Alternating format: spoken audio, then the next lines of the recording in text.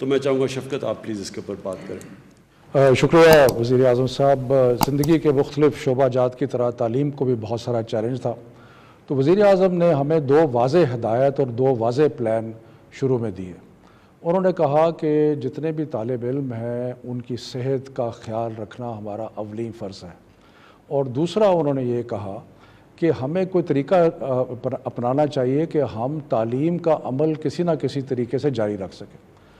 ساتھ انہوں نے یہ بھی فرمایا کہ کوشش کریں کہ سارے ملک میں جو بھی تعلیم کے شعبے میں آپ اقدامات کرتے ہیں وہ یکسانیت کے ساتھ ہوں۔ تو جیسے ابھی وزیر اعظم صاحب فرما رہے تھے،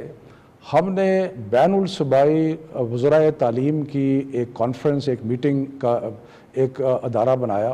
اور جو ریگولرلی مل رہا ہے، جتنے بھی فیصلے ہم نے کیے ہیں وہ سارے کے سارے صوبوں کے ساتھ اور ساری اکائیوں کے ساتھ مل کے کیا ہے۔ اب 2-3 جو بڑے بڑے فیصلے ہمیں کرنے پڑ رہے تھے اور جو کیے، اور جو آئندہ بھی جس کے بارے میں سوچ و بچار کرنی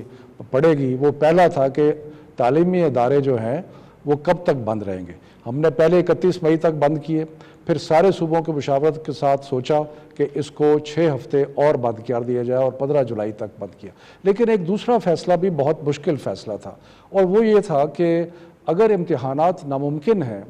تو بچوں کو اور چاہتے ہیں کہ تعلیم کا تسلسل جو ہے وہ جاری رہے، تو کس طرح بچوں کو اگلی کلاسز تک بھیجا جائے۔